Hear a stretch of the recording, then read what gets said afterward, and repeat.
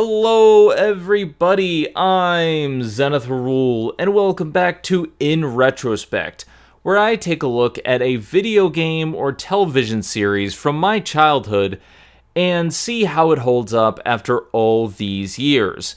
Now, today I wanted to talk about Prince of Persia: The Sands of Time, because this is actually the first game that I completed on stream. Kingdom Hearts 1 was actually the second game that I completed on stream, and so I wanted to do this initially as the first game.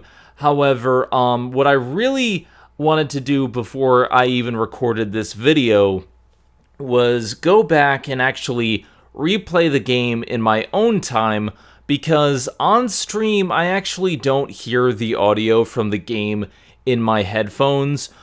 Depending on the setup. There are some games that I can hear and some games that I can't hear. And for PlayStation 3 games and PS4 games, I can't hear the audio because I do not have an audio splitter, and I do need to fix that. But for the moment, what I usually do is I play the game on PS3 first, and then I stream the game afterwards. In this way, I get two helpings of the game. I get the game on stream, see how it holds up to an audience perspective, see how it fares when I'm streaming it for an audience, and I also get to play the game on my own, see how enjoyable it is in that regard. However, since this was the first stream I ever completed, it really was not something that I initially planned to do, so I didn't play it on PS3 in my own time first. So what I did was I went back, I played the game again on PS3, and I relived my childhood memories of this game. Prince of Persia: The Sands of Time was a game I really, really loved as a kid. It was one of my top video games. In fact, like I have this grouping of certain things that I really loved back then. For me, it was like Jak and Daxter, the trilogy, Prince of Persia trilogy, Ratchet and Clank, God of War. There were these big series. Kingdom Hearts is another one.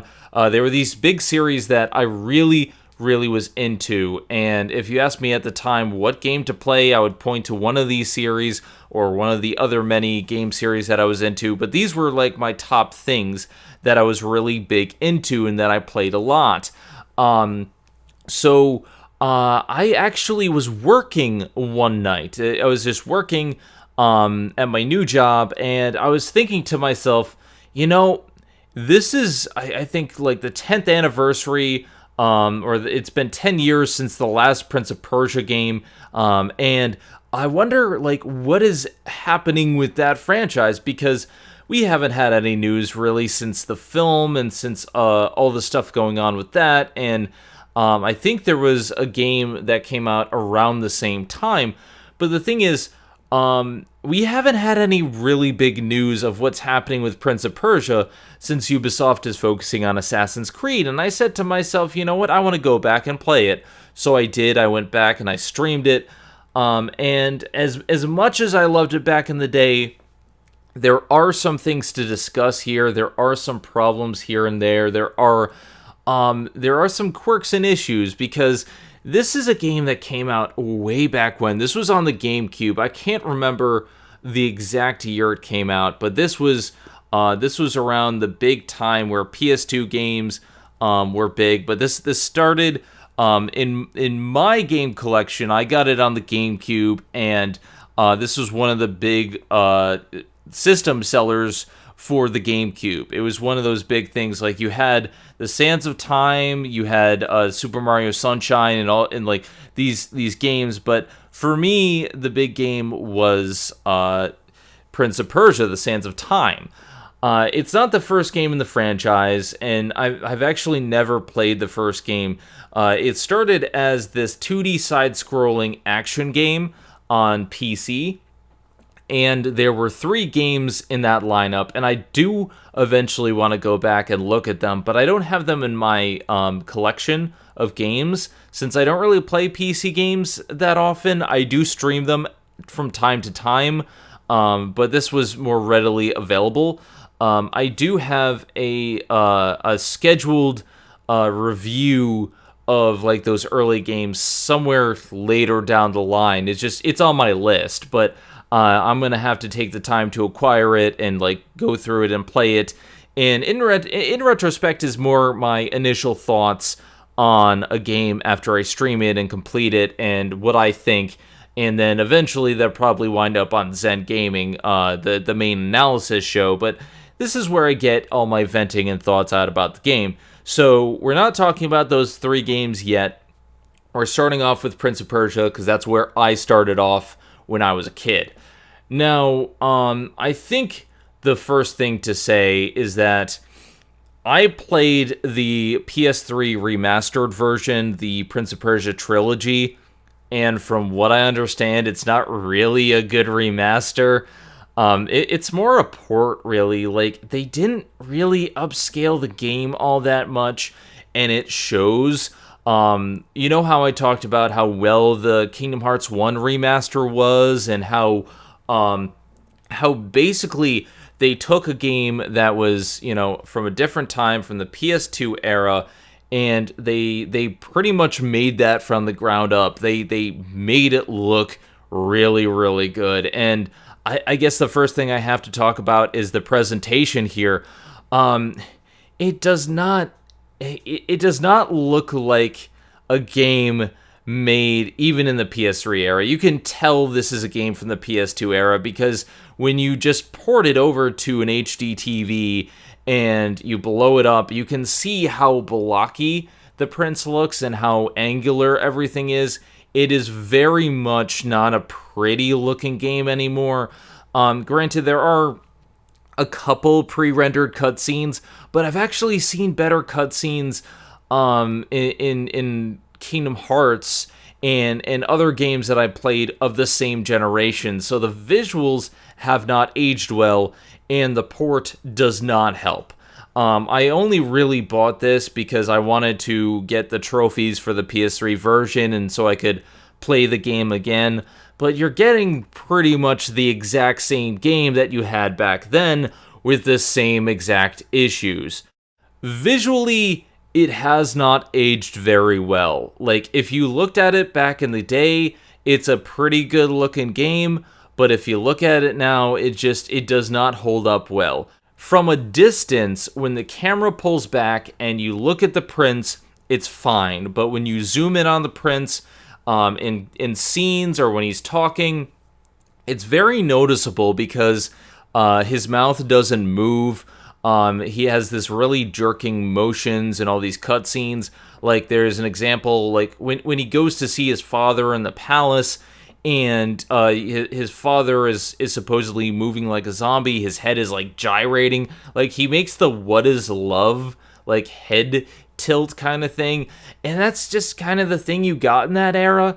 I mean, for its time, it was okay, but when you look at it, especially on an HD TV, it's just exceedingly noticeable. It's something that really stands out. So visually, it doesn't do itself any favors for the time period. And if I were to recommend anything, I would say play it on a CRT or just an old school TV, because this is not meant for an HD TV. Unfortunately, it just has not aged in that regard.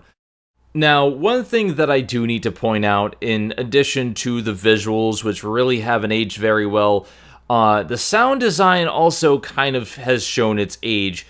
It was a very different experience playing on my own with the sound than playing the game by itself on stream without the sound, because this game, essentially, I think you have to play it with sound to get the full experience, because this is a game that is presented a very specific way. The idea is that the entire tale of this story is being narrated by the prince. He's telling it to someone and recounting his adventure, and it's explained a little bit in the beginning and a lot at the end about what's going on, and I'll get to that in the story section. But essentially, 80% of this is narrated by the prince, and you lose that if you don't have sound. Now, the voice actor for the prince does a fantastic job, still holds up, I think, very much so. Like, the prince is the highlight here, and the narration from the prince really helps sell the story, sell the world. From the moment he opened up and started talking about his tale and about time and whatnot, I was hooked. The big problem is, well, two different things. First of all, there's no subtitles in the game. Granted, this was initially made back in the GameCube era, but when you port it over to PS3, you expect a certain amount of things to occur. First of all, subtitles should be standard in every game by now. I don't care what system it was originally made on. If it was ported over to the PS3, it should have subtitles, because the other problem is the audio is all over the place. The vocals, like the voices for characters, are very, very soft, aside from some of the narration from the prince, but it's very noticeable in the opening cutscene where the prince is talking to his father, and you can hear his narration, but you can barely hear what his father and the vizier are saying, and you should be able to hear what's going on because it's important to the story. But audio-wise, the voices are very soft. Even after fiddling around with some of the audio settings, the voices are very soft, but the effects, the sound effects, are very, very loud. Even after turning it down in the menu, they're loud, and everything has this echo to it when you're playing in the game. Like, there's a certain amount of echo to every single sword strike, and it feels like you're in a cave 95% of the time, because when they're talking normally between the prince and Farah, basically it sounds like they're echoing in this big, large room when they're right next to each other. But it's inconsistent because you have these beautiful water effects. Water sounds very, very good in this game, and visually it does look pretty good too. Like, it's inconsistent in its sound design, because I think the problem is the mixing. Or maybe it's the TV, I don't know, I haven't played the original version in such a long time, but if you take a look at the sound design, the voices are always too soft and there's no subtitles. You have very good sound effects for certain things, but other things are all echoing and voiced echoey, and then the music is very, very, very good, but it's drowned out by the sounds of the monsters and the sound effects. And the monsters sound like they're right next to you when they're very far away half the time.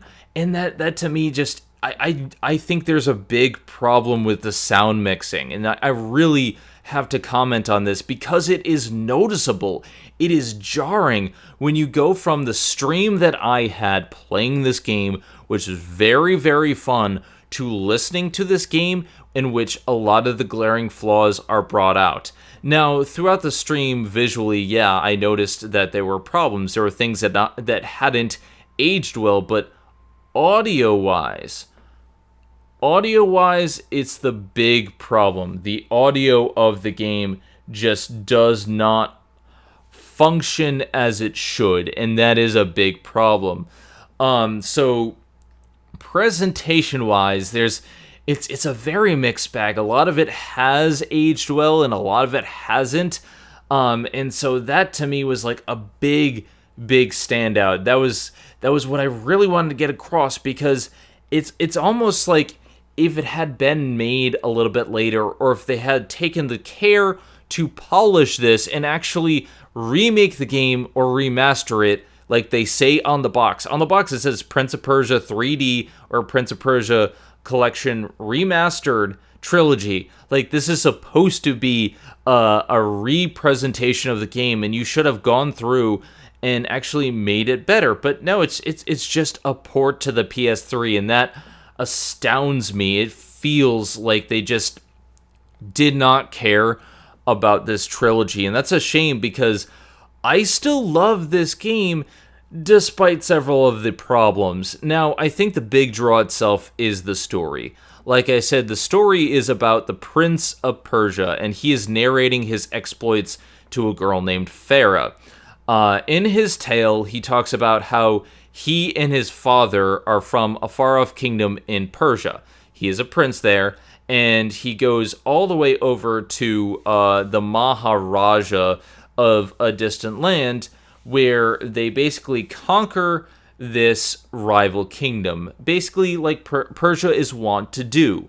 In history, Persia is known for conquering many different territories, and I mean, they're not the only ones. Like, back then, a lot of people were conquering a lot of different places, so it's pretty historically accurate in that sense.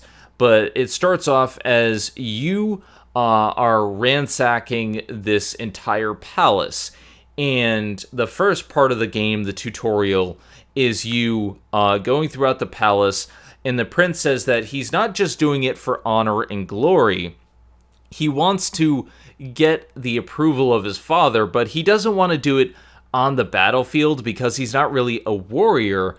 What he wants is to find a treasure to bring to his father, to bring them all glory. And so he finds the dagger of time and the sands of time, which is, title drop right there. But the sands of time are the treasure of this kingdom, and they don't tell you exactly what they do until it's too late. They bring the sands and the dagger, several maidens and animals back with them to Persia, and once there, this evil vizier who basically betrays the Maharaja and his daughter. Basically, he sells them out. He allows you to get into the palace with inside information about how to get in and defeat them from within. And so the evil vizier goes in, and he says, "Oh, well, here, the sands of time, it has untold power within." And he tricks the prince into using the dagger to unlock the sands of time. The vizier wants to use the sands of time to become immortal. I think what he wants to do, because it's not really spelled out in the game, but I think what he wants to do is use the sands of time to basically stop time for himself, so he'll never grow old, he'll never age, and everyone else around him, however, becomes a sand zombie, because the sand is so powerful that it corrupts anyone it touches.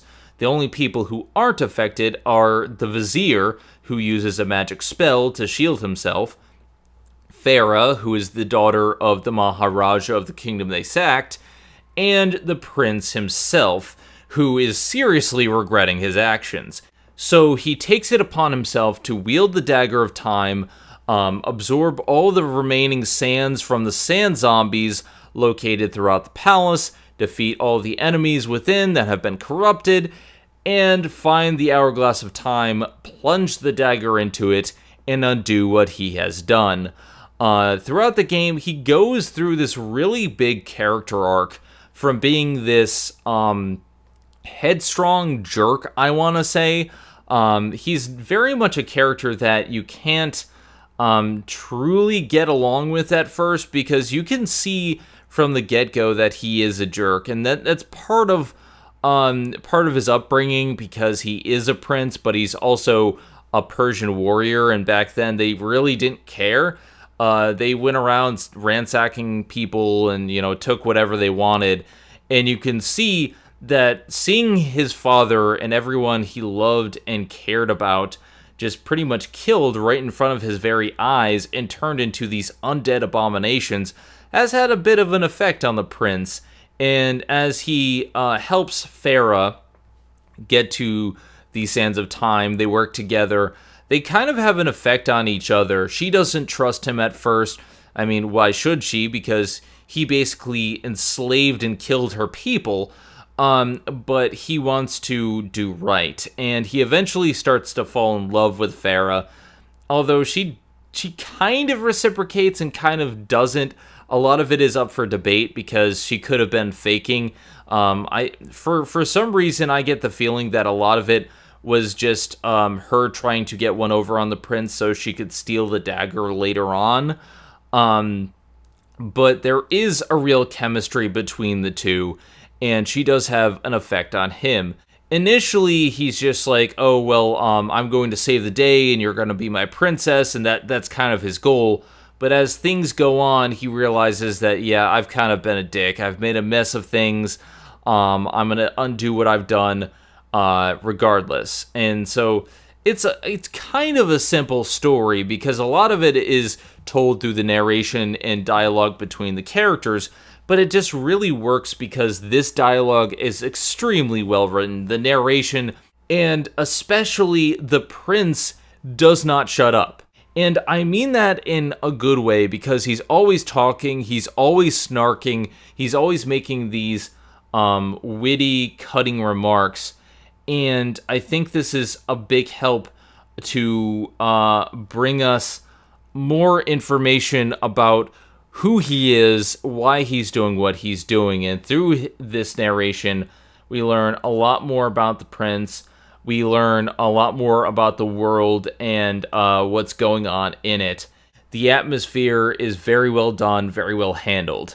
When he finally gets to the end of his journey, however, he gets this vision from the sand clouds. Now, the sand clouds are your save point, but they also tell you a little bit about what's going to happen next in the game.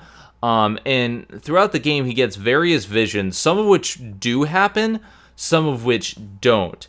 And the prince is trying to put together which is which, but he gets this vision of Farah stealing the dagger. So he doesn't plunge it into the hourglass when he gets the chance. Instead, they're blown away, and they're trapped in this underground tomb where they have this really nice heart-to-heart dialogue between each other where he realizes that he's been a jerk and it's all his fault that they're trapped here.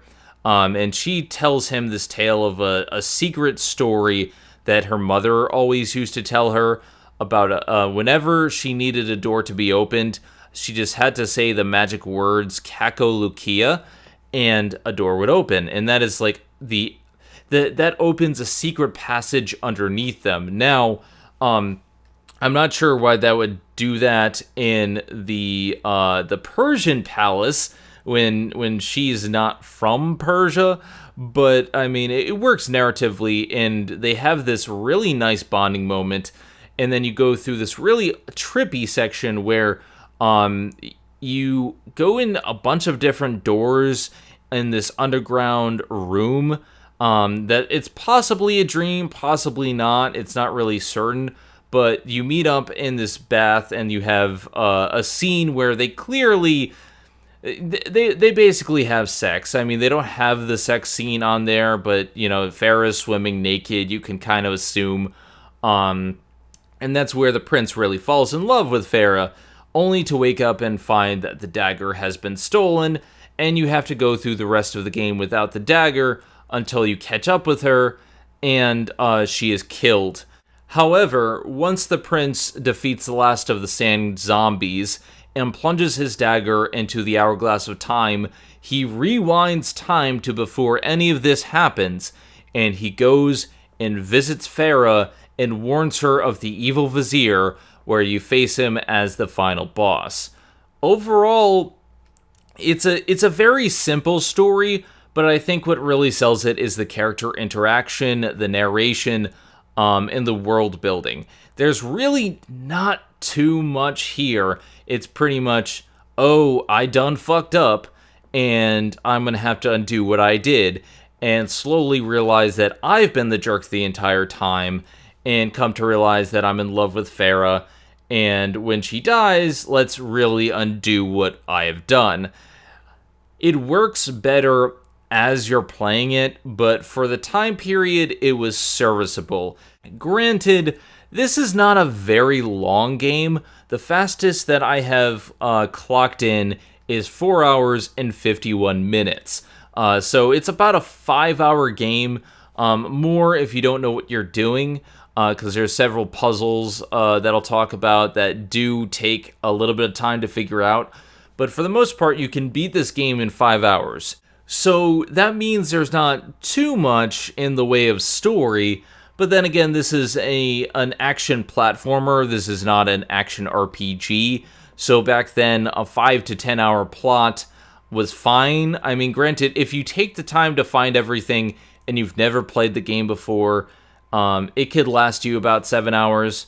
But since I know where everything is, it's a little bit longer. But yeah, like it's one of those things where it was enough for the time period, and I think it's simple and effective. But it is kind of hurt by the sound design because, like I said, that does take away from the atmosphere, that like the voices are sometimes echoey and this and that. But the core story, I think, is really good. I think it's enjoyable, if a little bit simple. The main aspect of Prince of Persia, though, is the gameplay. That was the main selling point, because this was one of the first games that introduced the concept of being able to rewind time. The Dagger of Time gives you the ability to slow down time, slow down your enemies, or freeze them in place, and rewind time if you make a mistake. And this was the big selling point for Prince of Persia: The Sands of Time. Like, I mean, the big thing. And to be honest, it's probably one of the best aspects of the game.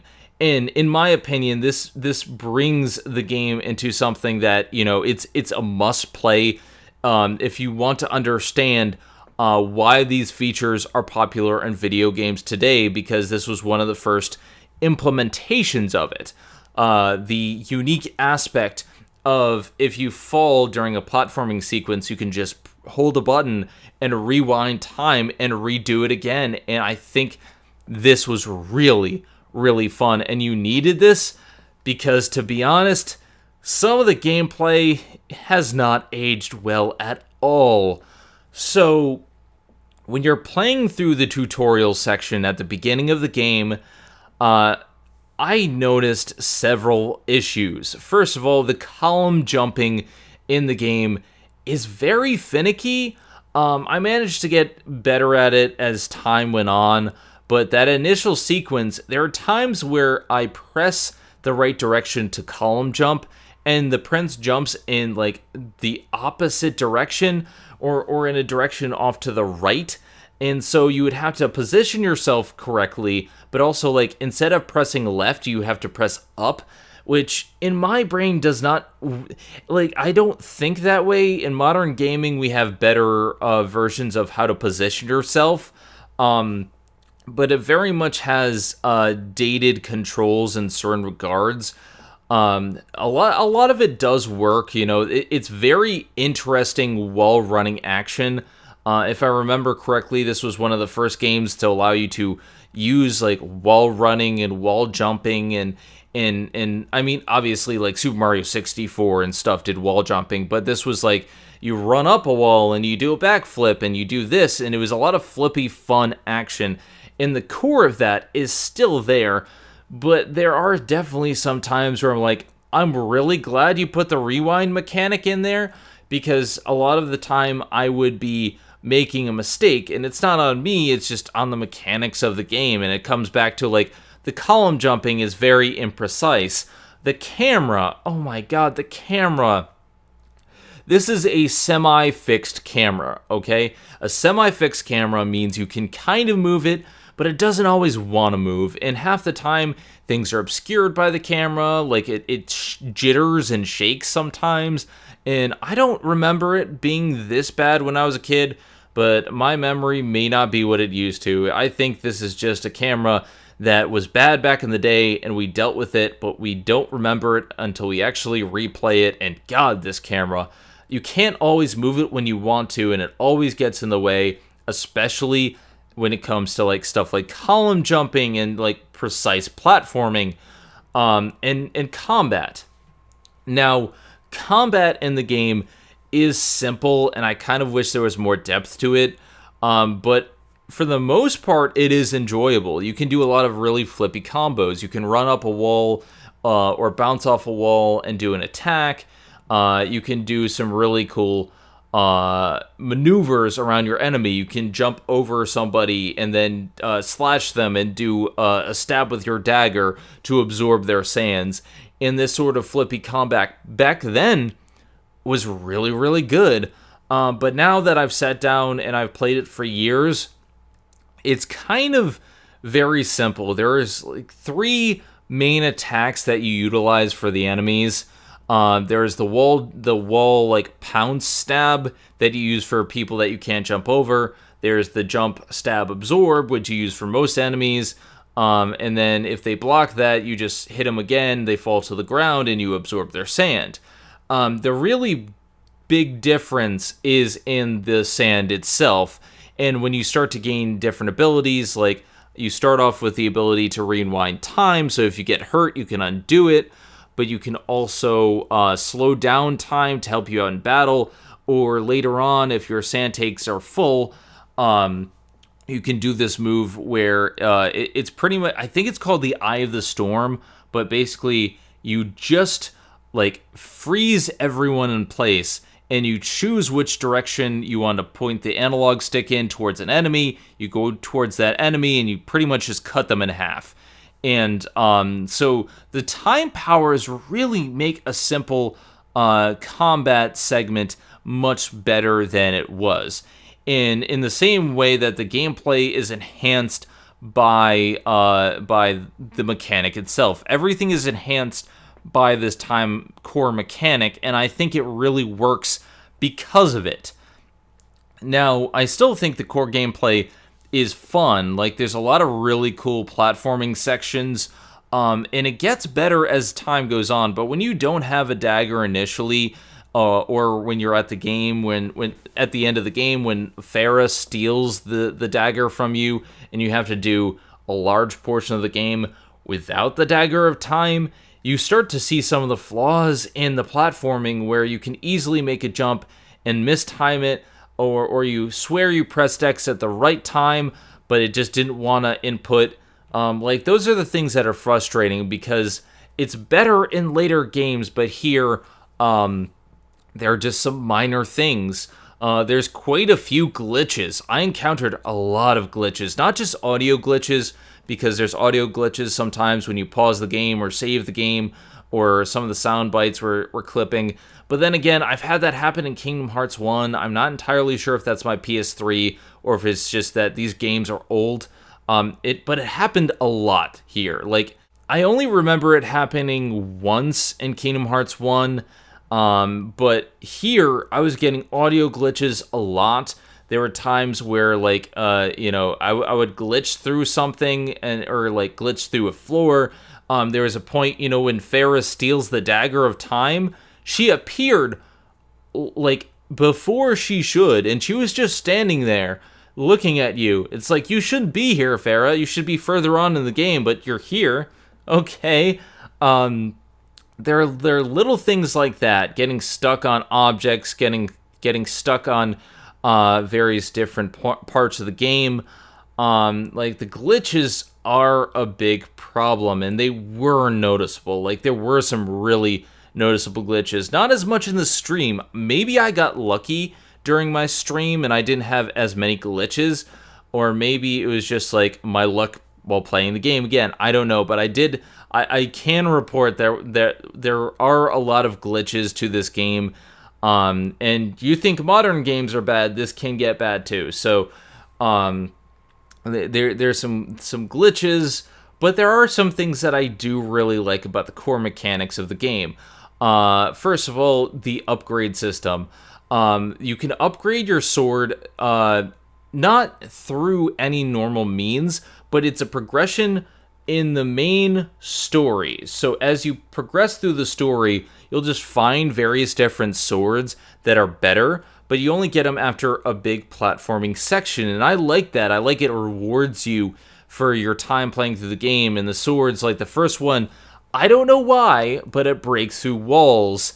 And so yeah, you get a sword that breaks through stone walls. Very video gamey, and I'll be saying that later on, but like it really is cool. The next sword hurts enemies more, and then the sword after that defeats enemies in one hit, and you get it after you lose the dagger of time. So it's a good trade-off. Even though you don't have the ability to rewind time, you still have some power.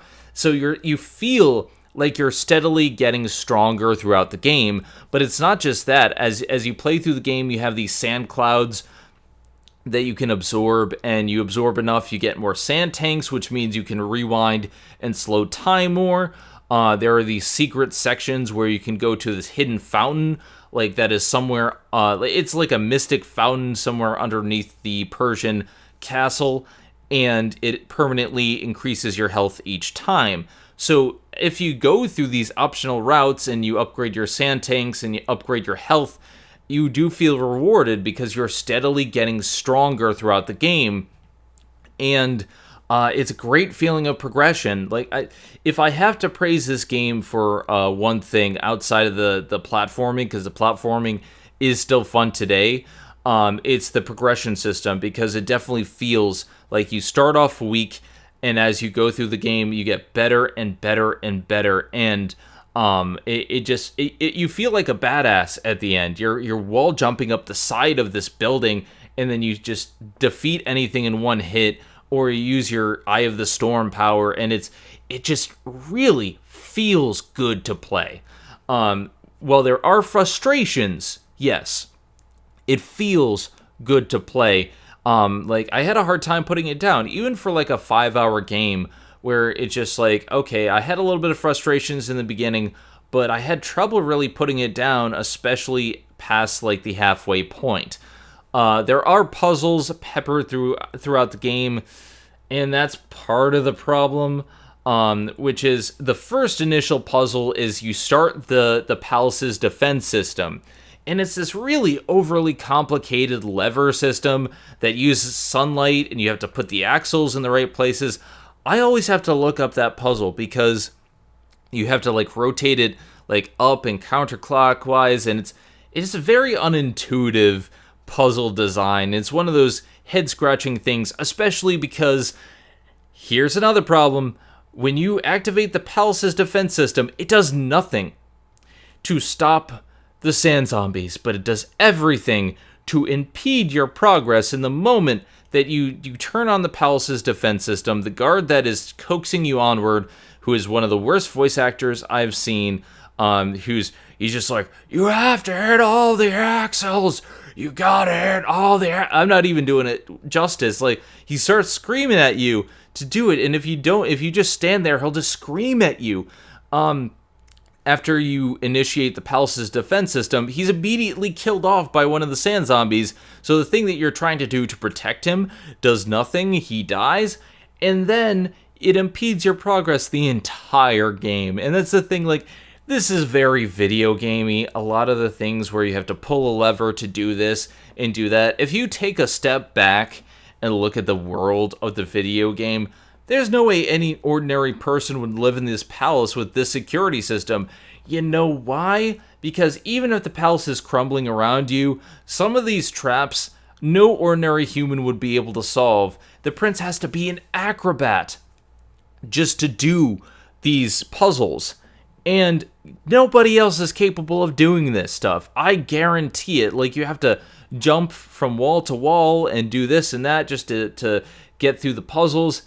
And it works in the game. I will say this, it's fun to play, but throughout my stream, I kept saying to myself, how does this make sense to the palace? Like, what guards are just sitting there waiting? Okay, I'm going to need to run across the wall and jump from here to here to here to hit the switch just in case of invaders. Like, it just doesn't make sense, and I kept, like, it's still fun, but I was just like scratching my head a lot throughout the game just because of the video game conventions of it. It is very video gamey, and that's that goes to the platforming as well. There are segments where like you have to jump from one place to another place, and the thing you jump on crumbles, so that allows you to jump onto another place. And while playing, I'm like, yeah, this is very cool. I like flipping. I like all this flippy shit. It's fun. But then, when you stop playing, you think to yourself, what palace would behave like this? And it's just, it doesn't take you out of the game, but it's something that I should note.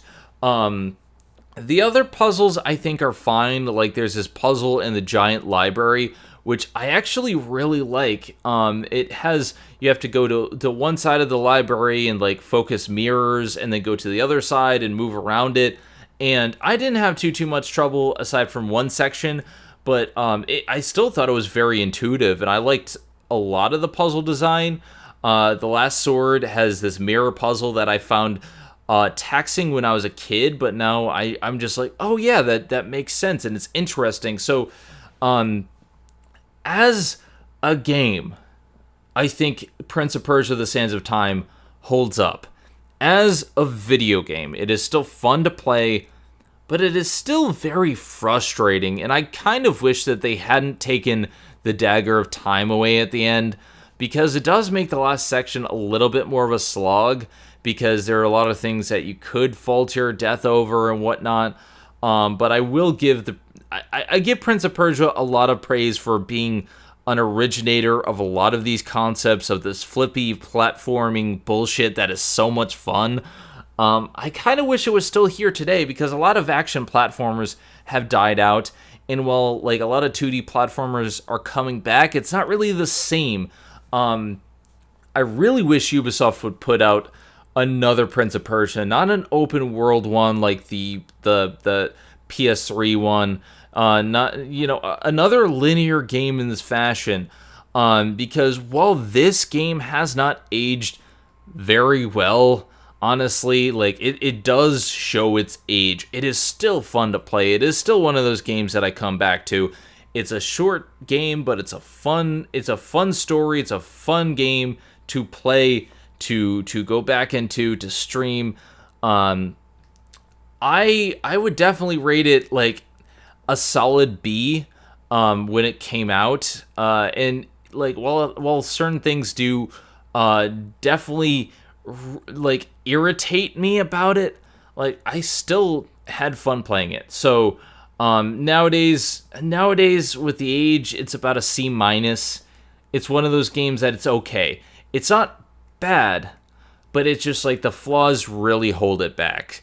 And it kind of strikes me as odd and funny, because I remember this being on a lot of people's best game of all time lists back in the day. Like not just people I knew, like, but Ben Yahtzee Croshaw talked about it a lot as being a perfect game, one of the few games he actually liked. And a lot of people still do love this game, but I think a lot of the big problems that hold it back are the sound design being very inconsistent. Like just audio wise, it has a lot of problems. Gameplay glitches, some of the gameplay being stilted or just awkward to play nowadays. You can get into the scheme of things, but initially you're going to have a tough time going back to this. There's a lot of mechanics, a lot of core things that really haven't aged over the years. With that being said, I still love the game. I'm not going to play it anytime soon, but I still think it's one of those games that people should pick up and play. And well, we will get to the future games in the series. This is not my favorite of the franchise. We will get to that, but this is a good, solid, fun game. I've looked on forums to see how other people reacted to it nowadays, and yeah, people have a hard time going back. I honestly think that some of the core mechanics really need some retooling, and if they had really not just ported this game, if they had taken the time to actually remake or remaster it like it should have been, then they could have taken a lot of these problems out and given it to a new generation of people. As it stands, it might be hard for newer generations of people who are used to different game franchises, different ways of playing.